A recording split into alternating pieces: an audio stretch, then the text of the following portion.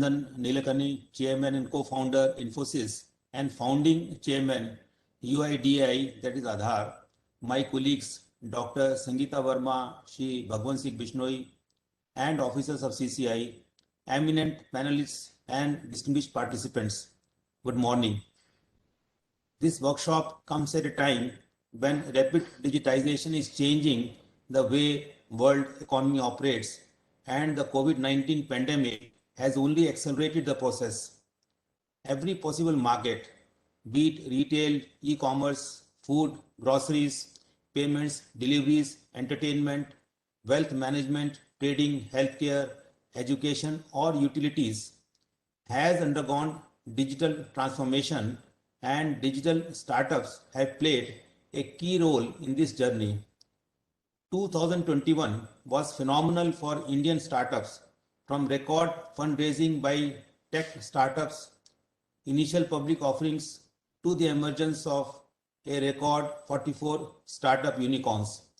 To continue the high spirits, National Startup Day was recently announced by the Honorable Prime Minister to celebrate the contributions of the ecosystem. Let me point out some of the facilitating factors which have spurred the growth of this ecosystem. A sound, proactive support for startups at both the central and state government level, several successful startup entrepreneurs, rapid growth in mobile connectivity, and a rich venture community have all contributed to this evolution.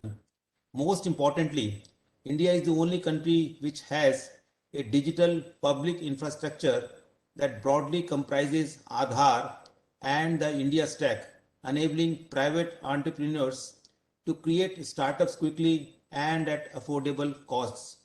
In fact, the central government, through recent initiatives for the open network of digital commerce, seeks to facilitate the creation of shared digital infrastructure, as was previously done for identity, that is Aadhaar, and payments, that is unified payment interface. These measures will spur innovation and help facilitate the rollout of services by startups in an efficient manner. We are immensely pleased that the founding chairman of UIDAI, that is Aadhaar, Shri Nandan Nilekani, is with us this morning to deliver the keynote address at this workshop on startup ecosystem and competition. This workshop is a part of the Commission's endeavor to use market studies and stakeholders consultations in diverse sectors, particularly in emerging sectors, to help understand the emerging dimensions and parameters of competition. Most of the recent market studies of the Commission have been prompted by emerging business models or changing competition landscapes owing to technological advancements and digitization of markets. For instance, the market study on e-commerce was conducted to develop a better understanding of the novel competition issues that were emerging with the growing importance of digital platform-centric commerce.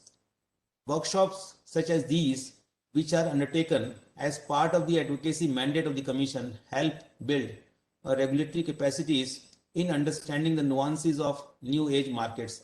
They also help bridge knowledge gaps and develop a better understanding of market conditions and business practices.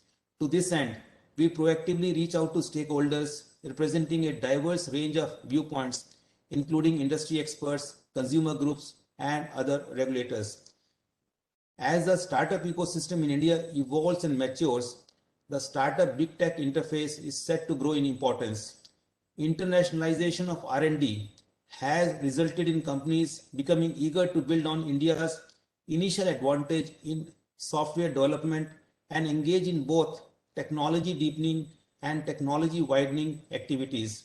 There is potential for immense value creation resulting from the complementarities between the strengths of big technology companies operating these platforms and startups. India is slated to produce over 100 unicorns by 2025 is likely to witness increased interface between big tech and startups. Network effects and associated economies have created large digital platforms in defined markets both globally as well as within India. At the same time, the gateway position of platforms and platform companies' control over data may give rise to fundamental asymmetries vis-a-vis information and bargaining power.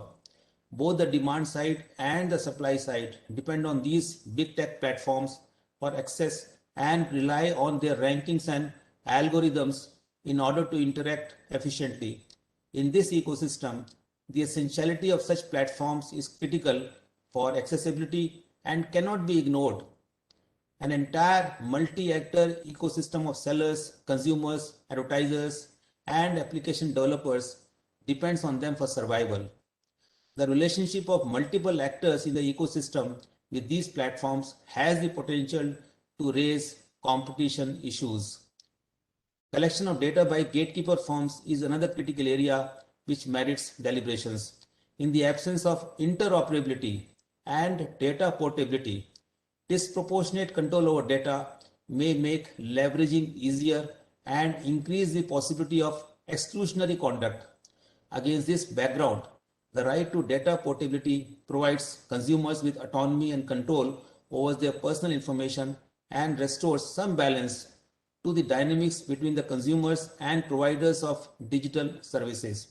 In addition, the right to data portability is expected to increase competition and the range of options for consumers in digital markets. Data portability makes it easier for consumers to switch between providers and for new providers to offer tailored products or services based on prior information. Several markets in the digital economy are characterized by a high degree of concentration, and data portability is likely to limit switching barriers in these markets and thus help increase competition. The pro-competition instruments of data interoperability and portability across platforms too have multi-dimensional implications spanning across critical aspects of privacy, data security, etc. The process of defining and maintaining common standards for portable and interoperable data can also be challenging. Against this backdrop, the first session of the workshop, Big Techs and Startups, Synergies and Challenges, will bring together all relevant stakeholders to express their viewpoints on the role of Big Tech in startup entry and growth, as well as the emerging opportunities and challenges in the startup Big Tech interface in India. This is a long session in order to allow time for discussion to explore all the aspects of the interface and understand emerging market dynamics and regulatory proposals, if any. There is another metric on which the ecosystem saw record numbers in 2021, and that is acquisitions. In the last few years, the Indian startup ecosystem has witnessed a spate of high-profile M&A transactions. These acquisitions span various cutting-edge sectors such as fintech, enterprise tech, health tech, and ed tech, among others. The profile of the acquirers has also changed. Lately, a new trend has emerged wherein startups are on an acquisition spree encouraged by increased access to funding from institutional investors. No firm trends are emerging. Startups are buying startups but also acquiring established businesses, the primary motivation being to expand market reach, product portfolios, geographic spread, or simply bolster talent pools. Such acquisitions also allow startups to raise larger funding rounds at higher valuations. High funding momentum in the institutional investors market is also resulting in an acquisition spree. Established Indian corporates have also expanded their digital footprint by acquiring startups. These acquisitions may be pro-competitive, generating substantial synergies and efficiencies, yet there may be acquisitions that have anti-competitive risks when such acquisitions result in the strengthening of dominance or pose a significant impediment to effective competition. The characteristics of digital markets have led to the adoption of business models that do not generate sufficient turnover to trigger M&A mandatory notification under the asset turnover thresholds set out under competition laws. It is now widely recognized across jurisdictions that the asset turnover based criteria may fail to capture potential anti-competitive transactions in new age digital markets.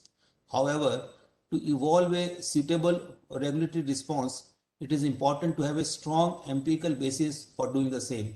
Cogent and complete information on such transaction trends would go a long way in analyzing digital transactions from the competition standpoint. The collection and analysis of digital sector transaction data thus assumes particular importance.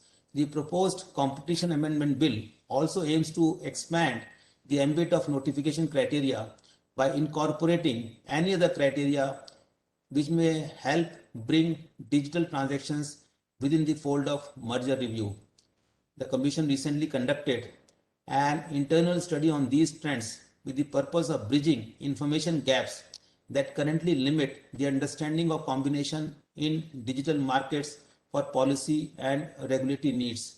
The study provides a trend and a number of deals in the digital sector in India that escaped the scrutiny of CCI owing to asset turnover falling below the thresholds.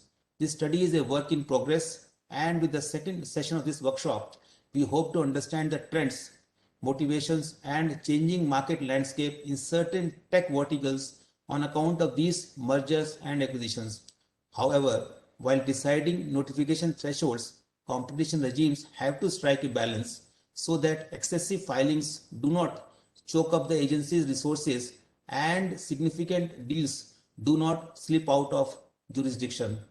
I hope that this workshop will allow for a discussion on a range of issues pertaining to the startup ecosystem and competition and provide useful inputs and insights for stakeholders, policymakers, and regulators. The future of technology markets in India is in for exciting times. Unicorns will become decacorns, and we already have a few of them. Large tech companies have established their footprints, and large Indian conglomerates have also forayed into the digital space. How market competition will evolve is yet to be seen, and we look forward to deliberations on these issues in this workshop. Thank you very much. Thank you very much. And Mr. Gupta, Chairman of Competition Commission of India, members of the Competition Commission, other team members and participants, I'm really delighted and privileged to be speaking at this workshop on startup ecosystem and competition, which the CCI has organized. I think this is a very timely intervention to bring stakeholders together, and it is really wonderful to see the importance and knowledge of the CCI on what's happening in technology and digital markets. I think we are at a cusp of really large digital transformation in India. This is what the Prime Minister calls the decade. But getting it right, getting the market conditions right, making sure there's adequate competition, making sure there's enough innovation, all these are very important. And therefore, we have to look at the whole gamut of techno-legal requirements to make that happen. The reason why India is in a particularly good spot in the world is there are three different and independent trends, which are also related in some way, which have come together. The first is, of course, that the pandemic has only accelerated the digital transformation around the world. What the last 2 years has forced all of us to get into virtual modes of operation, to conduct our meetings virtually, to buy virtually, to order food virtually. Everything is now virtual. And this has essentially made companies and governments around the world understand that digital transformation is an absolute imperative. And fortunately for us, India is now seen as the global capital of the capabilities for this digital transformation. Today, the global technology, export industry of India is about $190 billion. India's exports of software and BPM services are more than Saudi Arabia's export of oil. It has played a huge part in addressing our foreign exchange deficit and so on. But it also has done one more thing, which is it has built a large technology talent pool in India. So because of the fact that we have many large companies providing global services, this has allowed people to work on most compelling and complex problems worldwide. And that has created a whole army of people with experience, which can later on be deployed, for example, in the startup space. So this is now, as I said, a $190 billion industry, which is growing at double digits. and therefore is a huge driver of the economy, job creation, and also technology assimilation, which is very important. The second part, of course, is what Mr. Gupta referred to as India's digital public goods. Over the last decade or so, India has been on a fascinating journey of creating population scale digital public goods, which can actually help millions of people to get better services. One example, of course, is the Aadhaar, but there are many other examples. And it is now accepted, and we saw that in the recent budget also, that India's improvements will come from creating large-scale digital platforms which can be used to deliver services and create more opportunity. But these digital platforms also have a very, very important role in the context of today's workshop, which is the role in enabling competition. When we talk about competition, we talk about, creating a legal framework for competition, creating a legal, technical, regulatory framework for competition, having a policy on mergers and acquisitions, and so on.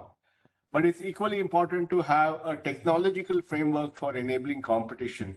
And we need to translate things like portability and mobility into actual tech solutions that enable that. And I'll come back to that with 4 examples in the Indian context. And the third thing, of course, has been the rise of the Indian startup industry. I've been observing this industry now for several years, but we can definitely say that this last year of 2021 was the year in which the startup world has come of age. As the chairman mentioned, we have had 44 unicorns in 2021 of a total valuation of about $90 billion. And it is expected that in 2022, there will be another 50 unicorns that will happen. And this is, again, because there is enormous talent. Some of the talent is brand new talent coming out of colleges. Some of it is the talent that came out of the people who have worked in this global industry. It has come because India has many fascinating problems and opportunities to solve. And it has come because of the global flow of capital, both from global capital as well as angel investors of people who made their fortune from the first generation of technology for redeploying it for the startup world. So these 3 things are all coming together. The global demand for technology, India's unique digital public goods, and a thriving startup ecosystem. And I really believe now that these startups are going to play an increasingly strategic role in India's transformation. You could not have said that 4 or 5 years back because startups were still on the margin of what is happening. But today, with the number of startups going up, them being there in every field, many of them with very ambitious plans, I think they're playing a huge role in the Indian economy. And therefore, we have to ensure that we create a level playing field and a competitive landscape for them. It is also important that startups help in accelerating change in the society. A good example of that is what happened in the electric vehicle market. If you notice in the US, the electrical vehicle market was transformed by Tesla, and that in turn has essentially all the great automobile companies in the world are now adopting electric vehicles, and we see a very fast race towards electric vehicles happening. Similarly, in India, we have seen the arrival of many startups for electric vehicle two-wheelers, and that in turn is getting incumbents to move faster on producing EVs. So startups not only create opportunity for themselves, they also act as catalysts to take an incumbent industry which may be relatively slower to adopt to new technology and force them to adopt to new technology to face competitive pressure. So I think that's very important. Now, I talked about the fact that we have multiple ways of doing regulation and legal things. But let me talk about how technology can also be used for enabling competition. So just like the challenge with digital markets is concentration, which leads to gatekeeper kind of organizations, the right design of technology will allow the opposite, which is allow more players to participate and do that in a way that there's more competition and innovation. And let me talk about 4 things that we have done in India, which are specifically targeted towards ensuring more competition. The first is the ability to do electronic KYC. The electronic Know Your Customer was something which was started with the Aadhaar eKYC, but now there are many other ways to do eKYC. You can do the PAN-based eKYC, you can do a video eKYC, but all of them are based on the same premise, that to get access to a bank account, a mobile connection, a mutual fund, a pension product, or an insurance product, you can do an online electronic authentication and verification of your identity, which enables you to buy that product. Now, why is this important? First of all, as we saw in the pandemic, when it was difficult to do face-to-face transactions, it enabled people to do remote transactions on their phone. But also equally, it allowed you to accelerate customer acquisition. And accelerating customer acquisition is the key to new players in the market accelerating and creating competition. And I'll give you 2 examples. See, what happened in the mobile industry was not only that the new mobile companies came, because they used eKYC to get new mobile consumers, they were able to get millions of new consumers very simply and electronically in real time. And that enabled them to create new competitive pressure. The same thing happened in banking, where apart from the regulator allowing new forms of banks like payment banks and small banks, these banks were then able to use the KYC to rapidly get new customers and therefore create more competition in the market. So KYC has been a very, very important part of the competition creation in India. And it's going to happen in banking, mobile telephony. It's going to happen in insurance with new insurance providers using eKYC. It's happening in capital markets as eKYC has simplified the ability for new people to enter the capital markets and invest in mutual funds. It's going to happen in pensions.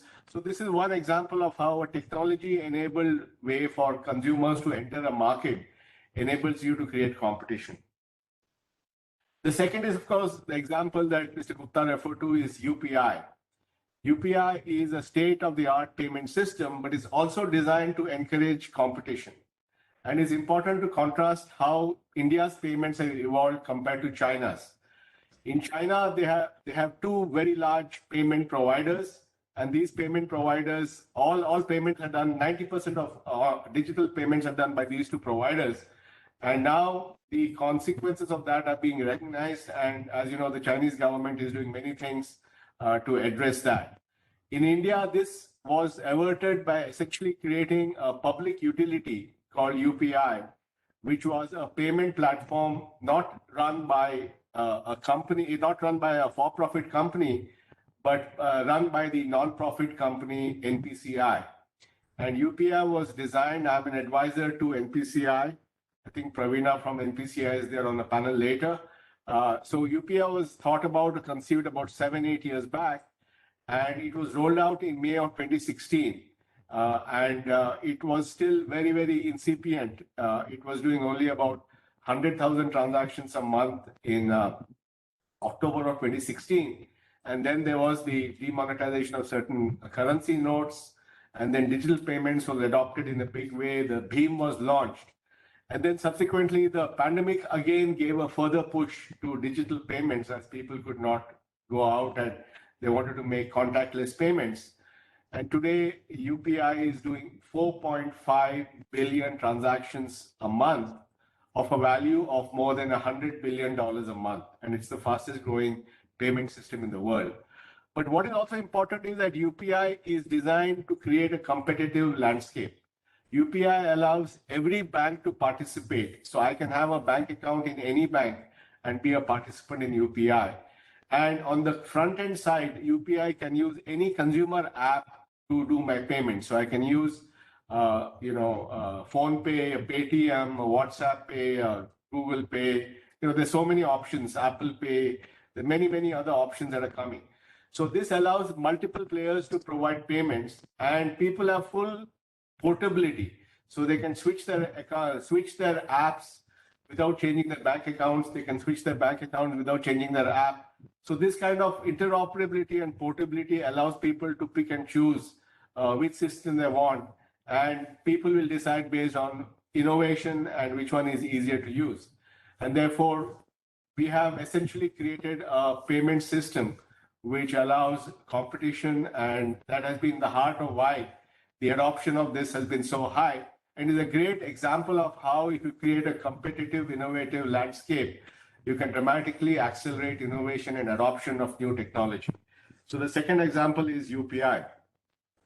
The third example is what is called as the account aggregator framework. This is again, India is the first country in the world to adopt an account aggregator framework. This effort has been led by the Reserve Bank of India on behalf of the FSDC, the Financial Stability Development Council, which is all the financial regulators. And account aggregator infrastructure allows people to leverage their own data to get access to certain services. A great example of that is lending. So if I'm a small business, then I can use my account aggregator and get my data from the GST system or from the banking system, and then give it to a lender who can then decide using AI whether I'm eligible for a loan or not. And this is essentially empowering people with their own data. And this is something which is very, very strategic, very, very important. And the lending is just the first use case of the account aggregator system. But the design of that is meant for any industry. For example, I can use the account aggregator system as a way to create portable data for healthcare. I can use that to create a portable data for skills and so on and so forth.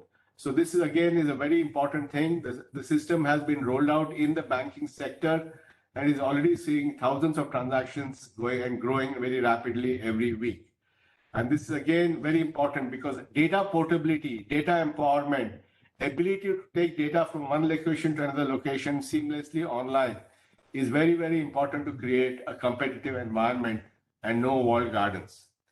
And then finally, the fourth one example I will give is, again, Chairman Gupta referred to it, is the Open Network for Digital Commerce, where again, I'm on the advisory council. And the idea is to create an open platform which will allow everyone to participate in the e-commerce revolution. And this allows multiple players to participate. So on the supplier side, many more suppliers can participate in this open platform and offer their products and their services to be sold. And on the consumer side, any retailer can also participate. So if a consumer wants to buy something, he just puts out a bid or request to buy something, and anybody in that open system can put up the hand and say that we will supply it to you. So if I put in a request to buy something, maybe a retailer who is just a few hundred meters from my house can say, I'm right close to you, I have this product at this price, and I can have it delivered to you. And you can place the order and get the product. And this opens up because, again, rather than limiting e-commerce to just 2, 3, or 4 large players, this will allow multiple small retailers to participate in the e-commerce revolution. And this is a very important thing because if retail in India is going to be about $1 trillion in size, and even if you assume that in the next 3 to 4 years, 20% of that is going to be e-commerce, then that's going to be a $200 billion industry. And it's very important that we enable everyone to participate in this. And ONDC and account aggregator also addresses another issue of monopsony. We have talked about monopolies where people are dominant and have, consumers have few choices. But monopsonies are also equally risky because they essentially create just 1 or 2 big buyers, and therefore sellers don't have much of a choice. Now, how does ONDC and account aggregator help in monopsony? The reason is that, number one, it opens up the channels for suppliers. So if I'm a supplier of a particular product or service, not only I can sell it through any platform out there, I can also offer it on the open platform and allow any buyer to come and buy. And therefore, I increase the number of buyers that I have. It also allows me to carry my data with me. So for example, if I'm a supplier and I have a certain track record of supplying on a platform, which is I give high quality, on time, at a good price, that digital data will be with me as using the account aggregator framework. So when a new platform opens up, I can go to that platform and say, look, this is my track record of supply on this particular platform, and therefore I would like to come onto your platform. The same thing could happen, for example, for taxi drivers. So if a taxi driver has established a record of good driving and safe driving on one platform, he can take his data with him using the account aggregator framework and go to another platform and start providing services there. Same thing can be done with skills, where people can take their portable skill records to somebody else. So I think the point I'm trying to make is that I think it's very, very important what this workshop is doing. I think it's focusing on some very, very live issues. Digital markets can be, tricky in the way that they can create winner-take-all kind of models, and creating a competitive and innovative network for digital markets is very important. A large part of that is obviously laws and regulations on mergers, on interoperability, on right to data portal, and so on. But an equally large part of making this happen is the technological infrastructure below the system, which has to be enabled. And India is actually, we can safely say, is a world leader in creating the digital public goods to enable digital competition. People from all over the world are now looking at us and seeing how they can emulate what we have done. And therefore, I'm really delighted that in this workshop, the CCI is bringing together not only the commission, but also startups, technologists, and others, and see how we can shape a better future, because this is going to be key to India's transformation in the coming years. So once again, thank you very much and all the best for this workshop.